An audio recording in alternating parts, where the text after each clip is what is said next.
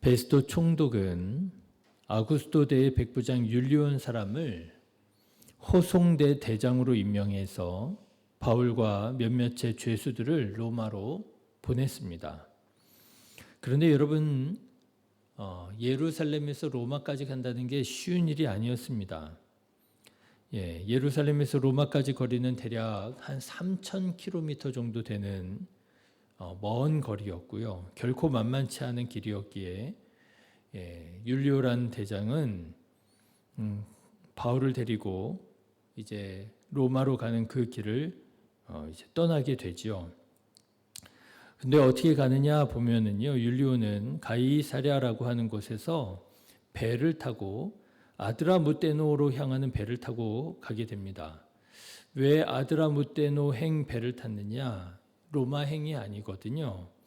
왜냐하면 죄수 몇 사람을 로마로 보낸다고 가이사랴에서 로마까지 직항하는 배를 전세 낼 수 없기 때문에 그런 거예요. 그래서 이제 이 호송대는 어떻게 가느냐 하면 여기저기 이제 히치하이킹을 하듯이 이제 여기저기 가는 배들을 갈아타면서 로마 제국, 로마에까지 가게 되었던 것입니다. 그렇게 첫 번째로 승선한 배가 아드라무떼노행 배였던 것이죠. 그렇게 해서 출항한 배는 가이사랴에서 그렇게 멀지 않은 곳 시돈이라고 하는 곳에 잠깐 정박하게 됩니다. 아마도 바울이 탄 배가 시돈에서 실을 화물이 좀 있었던 모양이에요. 그런데 오늘 말씀을 보니까 바울 일행은 이 시돈에서 호송대장 율리오의 호의 속에서 시돈에 있는 친구들을 잠시 만날 수 있도록 허락받았다라고 하는 것입니다. 3절 말씀 보시면 이튿날 시돈에 대니 율리오가 바울을 친절히 대하여 친구들에게 가서 대접받기를 허락하더라 그랬잖아요. 그런데 여러분 이 부분이 좀 의아스러울 수도 있습니다. 마치 죄인의 신분으로 로마로 호송이 되고 있었던 바울이잖아요. 그것도 군대에 의해서 지금 로마로 호송되고 있었는데 어떻게 백부장에게 이런 호의를 받을 수 있었느냐라고 하는 것입니다. 왜냐하면 아마도 베스도 총독이 율리오에게 바울을 친절하게 대하라고 명령을 내렸을 수 있습니다. 베스도 총독이 봤을 때 사도 바울이 그랬잖아요. 이 사람은 뭐 크게 잘못한 게 없다. 로마의 황제에게 상소하지 않았더라면 그냥 풀려날 수도 있었을 거다. 이런 나름의 평가를 내리고 있었기 때문에 뭐 사도 바울을 뭐 억압한다든지 또는 사도 바울을 믿지 못해서 뭐 감시를 철저하게 하라든지 그런 지금 상황이 아니었던 거죠. 또 아마도 이런 이유가 있었을 것입니다. 율리오가 보기에 호송대장 율리오가 보기에 이 사도 바울이 누가라고 하는 사람과 누가복음을 쓰고 사도행전을 쓴 사람이 누가잖아요. 누가라고 하는 사람과 아리스토고라고 하는 사람이 이 바울을 따르면서 이렇게 섬기는 것을 보잖아요. 그런 모습을 보면서 바울이 보통 사람이 아니구나 그런 생각을 하고 호의를 베풀었을 수도 있을 것입니다. 그런데 저는 무엇보다도 율리오가 이렇게 사도 바울에게 호의를 베풀었던 가장 큰 이유는 아마도 사도 바울의 인격과 말과 삶에서 우러나오는 그렇게 고귀한 그런 성품을 통해서 사도 바울을 함부로 대하지 못했을 것이다. 호의를 베풀었을 거다라고 생각합니다. 사람이 그렇잖아요. 아무리 상관이 나에게 야 함부로 대하지 말고 호의를 베풀어라 명령을 하더라도 내가 그 사람을 볼 때 마음에 들지 않아요. 내가 그 사람 볼 때 이 사람이 그렇게 존중받을 만한 사람이 아니에요. 그러면 어떻게 되겠습니까? 명령받은 바가 있지만 그렇게 잘 따르기가 어렵지요. 왜 괜히 꼬투리를 잡을 수 있고 문제를 삼을 수 있고 그러지 않겠습니까? 그런데 율리오라고 하는 이 백부장이 보기에도 사도 바울이 참 고귀한 성품을 가진 사람이더라고 하는 거죠. 그랬을 때 사도 바울이 비록 어떤 죄인의 신분처럼 로마로 지금 끌려가는 중에 있지만 할 수 있는 대로 사도 바울의 편의를 제공해 주고 편안하게 지낼 수 있도록 돕게 되더라고 하는 것 아니겠습니까? 그랬던 몇몇 사람들이 떠오릅니다. 여러분, 안중근 의사가 그랬다잖아요. 안중근 의사가 일본의 정말 굉장히 유명한 사람입니다. 그 일본의 총독을 이제 암살했을 때 여러분 생각해 보십시오. 일본 사람들이 안중근 의사를 얼마나 그야말로 테러리스트로 봤겠습니까? 그런데도요, 안중근 의사가 이제 일본 군대죠. 일본 군대에 잡혀서 리순의 감옥에 갇혀 있을 때 안중근 의사의 행동을 보고 감동을 받은 일본인들이 그렇게 많았다잖아요. 분명히 테러리스트입니다. 자기네들 입장에선. 자기네들이 존경하는 일본인을 죽인 사람이에요. 얼마나 증오가 됐겠어요? 얼마나 미워하는 마음이 생겼겠습니까? 그런데요, 막상 안중근 의사를 만나 보니까요, 그의 인격에, 그의 성품에 감동이 되지 않을 수가 없는 거예요. 그래가지고 경비를 받던 일본인들 중에서는 안중근 의사에게 종이와 붓을 갖다 주면서 글씨를 좀 써달라고. 그래서 안중근 의사가 그 사람들에게 글씨를 써주고 그랬다는 거 아닙니까? 그 삶이 감동이 되고 그 사람의 인격이, 성품이 감동이 되면 그렇게 되더라고 한다는 거죠. 그런가 하면 제가 몇 번 말씀드렸던 독일의 디트리히 본 회퍼라고 하는 목사님도 그랬습니다. 나치 히틀러를 암살하려고 하다가 이제 붙잡혔어요. 그래가지고 감옥에 수감되게 되었습니다. 죄수입니다. 그런데도요, 사람들이 디트리히 본 회퍼 목사님을 보았을 때 마치 그렇게 봤다는 거 아니겠습니까? 목사님이 감옥에서 이렇게 거니시는 모습을 보면 왕궁에서 거니는 왕자처럼 보였다는 거 아니에요. 죄인으로 보이는 게 아니고요. 왕궁에서 거니는 왕자처럼 보였다. 당당하고 떳떳하고. 어떻게 그렇게 보일 수 있겠습니까? 그의 삶이, 그의 성품이 감동이 되었을 때, 주눅들지 않고 당당한 모습을 보였을 때 그렇게 감동이 되는 것이지요. 사랑하는 성도 여러분, 사도 바울처럼, 안중근처럼, 본 회퍼처럼 우리의 신앙과 성품이 예수님을 닮아서 우리가 어떤 상황, 어떤 어려움에 처해 있다 할지라도 우리가 사랑하고 우리가 따르는 이 고귀한 신앙을 아름답게 드러내고 전파하는 저와 여러분 되시기를 주님의 이름으로 축원합니다. 자, 그런데 저는 오늘 말씀을 묵상하는 중에 친구라고 하는 단어에 주목하게 되었습니다. 여러분 3절 말씀을 한번 보십시오. 이튿날 시돈에 드니 율리오가 바울을 친절히 대하여 친구들에게 가서 대접받기를 허락하였다. 그렇죠. 시돈이라고 하는 이 곳에 누가 있었느냐? 사도 바울의 친구로 불려지는 사람이 있었다는 거예요. 여러분 궁금하지 않습니까? 도대체 사도 바울에게 친구라고 불려질 수 있는 이 사람들은 어떤 사람들이었을까요? 우리는 살아가면서 친구가 얼마나 소중한지를 정말 많이 경험하게 됩니다. 정말 친한 친구 한 사람만 있어도 외롭지 않아요. 친구가 셀 수 없이 많으면서도 그 많은 친구들 가운데에서 외로움을 느끼면서 살아가는 사람 있습니다. 왜 그렇습니까?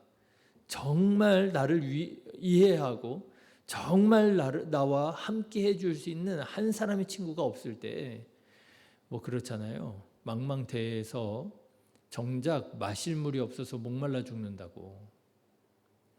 친구는 많은데요. 전화 걸 친구가 하나가 없어요. 그런 사람 많이 있습니다. 그런데요, 나를 알아주는 친구, 나를 이해해 줄 만한 친구가 한 사람만 있어도 참 외롭지 않고 살만한데 그런 친구가 한 사람이 아니라 여러 사람이 있다면 여러분 그 삶이 얼마나 행복하겠습니까? 지난 월요일에 아버지가 저하고 좀 어디 좀 가자 부탁을 하셔가지고요. 좀 경북까지 다녀오게 되었습니다. 그런데 다녀오는데 아버지 친구 목사님들, 원로 목사님들이시죠.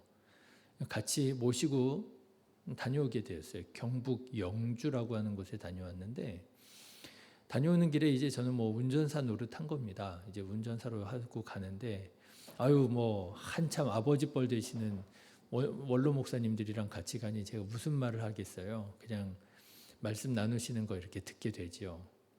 근데 들으면서 드는 생각이 친구밖에 없구나. 결국에 인생에 남는 것은 친구가 남는 것이겠구나. 돈 많이 쌓아놓는다고 그 인생이 화려하고 멋있겠습니까? 친구가 남는 것이로구나. 그런 생각이 들었어요. 친구들이 나를 이해해 주는 사람, 내가 속을 터놓고 말을 할 수 있는 사람, 그런 친구들이 여러 사람이 있다면 얼마나 그 삶이 행복하겠습니까? 사도 바울도 그러지 않았겠습니까? 지금 사도 바울이 어떤 상황입니까? 사도 바울이 지금 로마로 죄수의 신분으로 끌려가고 있는 중이잖아요. 어떻게 될지, 하나님께서 그의 인생을 어떻게 인도하실지 지금 다 모르는 상황입니다. 이제 로마 가면 내가 당장 죽임을 당할는지, 하나님께서 뭔가 또 다른 사명을 열어주셔서 내 인생이 조금 더 연장이 될는지 지금 모르는 상황이에요. 마음이 쉽지만은 않았을 것입니다. 상당한 긴장감이 흐르고 있었을 거예요.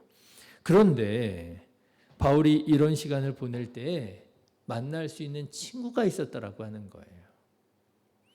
힘겨울 때 보면서 위로를 얻을 수 있는 친구, 지칠 때 보면서 행복할 수 있는 친구가 어디에 있었다고요?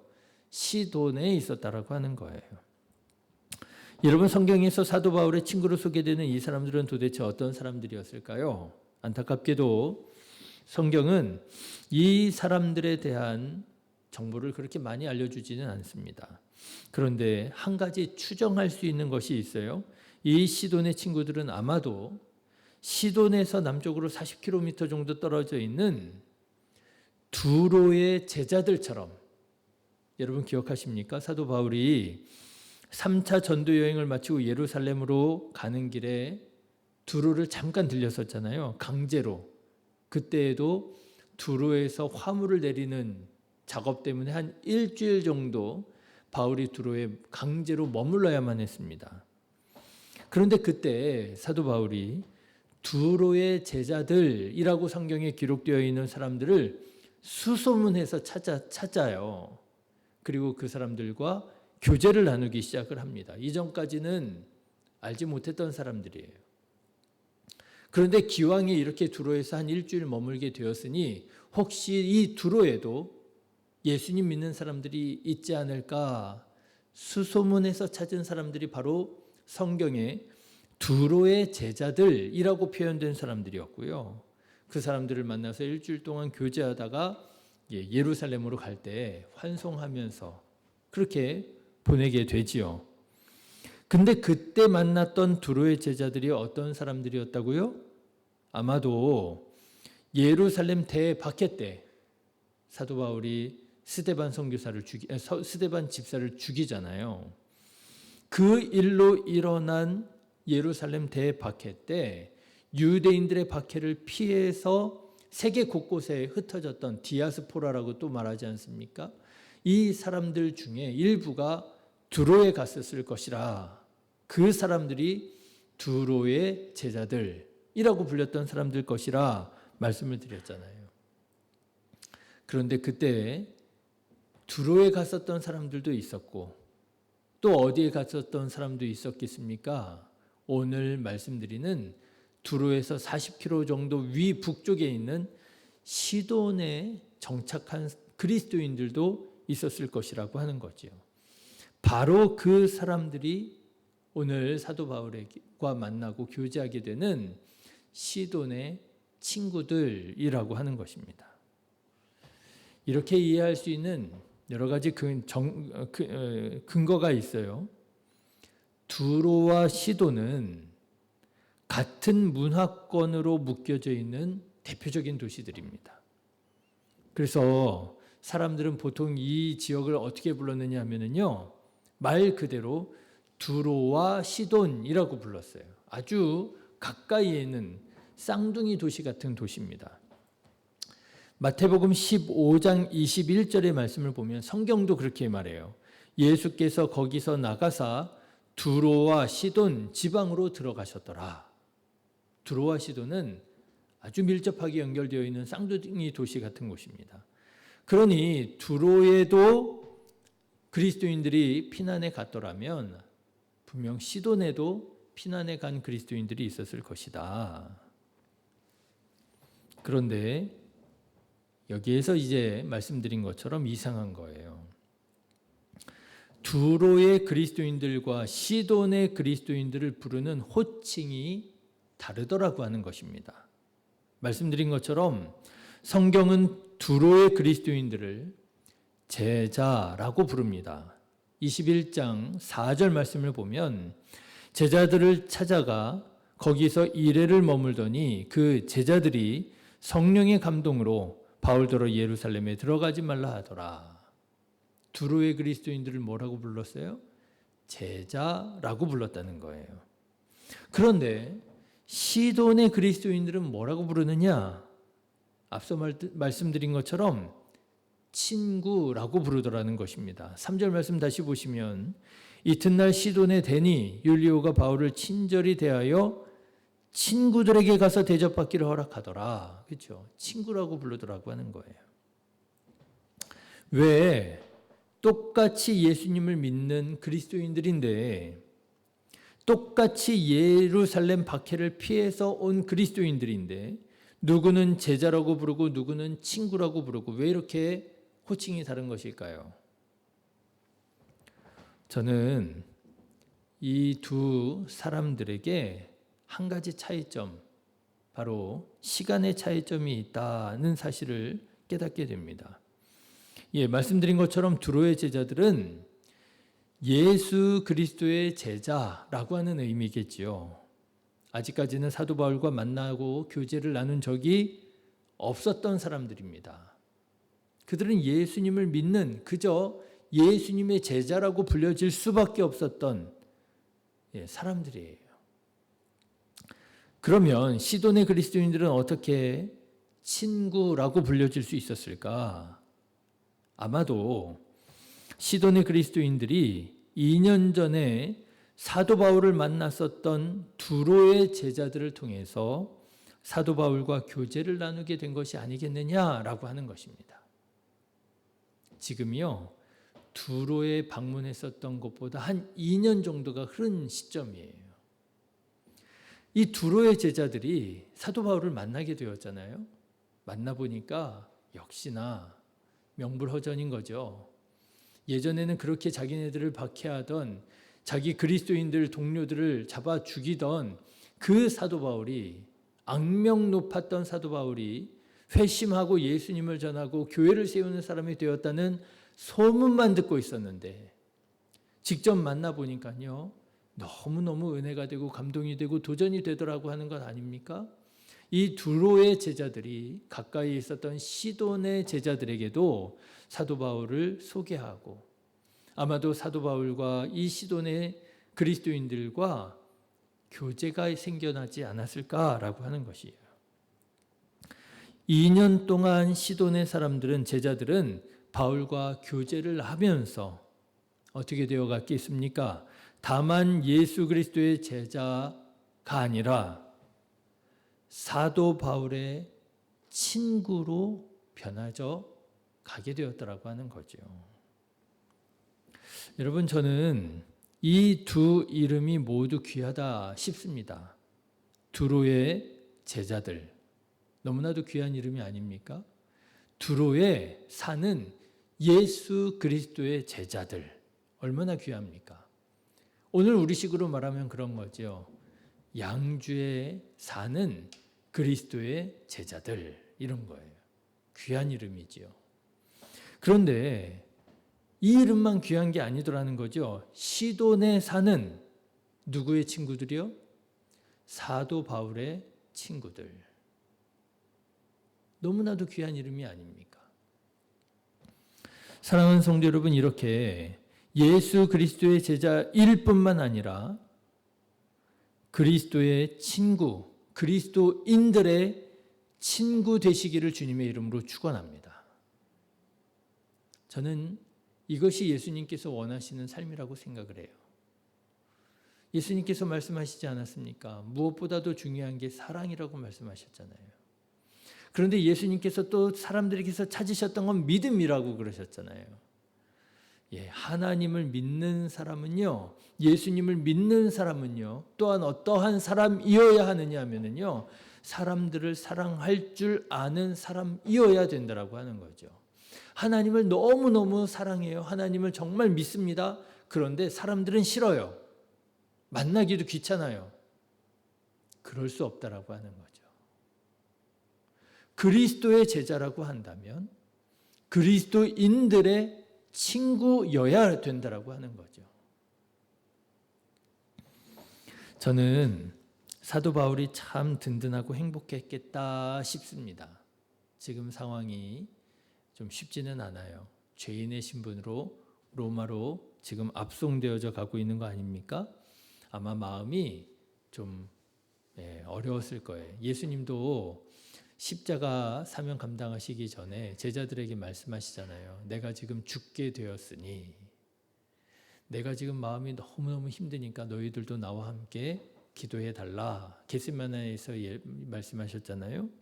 사도 바울도 그랬을 것입니다. 하나님의 부르신 뜻을 향하여 로마로 나아가기는 하지만 마음 한편으로는요, 걱정도 되고 좀 두렵기도 하고 그랬을는지도 모르겠어요. 그런데 그 어려운 마음을 위로하고 그 힘겨운 상황 속에서도 마음 한편 든든해질 수 있었던 것은 바로 이런 시돈에 있는 친구들이 있었기 때문이 아닌가. 로마로 가는 길이 외롭지만은 않았겠구나. 로마로 가는 길이 두렵지만은 않았겠구나. 아니요, 어쩌면 로마로 가는 길이 행복했을 수도 있겠구나 싶습니다. 사랑하는 성도 여러분, 우리도 주님께서 부르신 그 삶을 향하여 나아가고 있지 않습니까? 때로는 그 부르심이 힘겹게 여겨지고 외롭게 여겨지고 두렵게 여겨질 때도 있을 수 있습니다. 근데 저는 바라기는 사도 바울처럼 그리스도의 제자라는 사실을 정말 믿음으로 받아들이고 그 믿음이 여러분 주변에 있는 하나님께서 만나게 하신 그리스도인들과 사랑의 교제 가운데 친구가 되셔서 힘들지만 않게, 오히려 든든하게, 오히려 행복하게 주님 맡겨주신 사명 감당하며 부르신 그 길로 나아가게 되시기를 주님의 이름으로 축원합니다. 기도하겠습니다.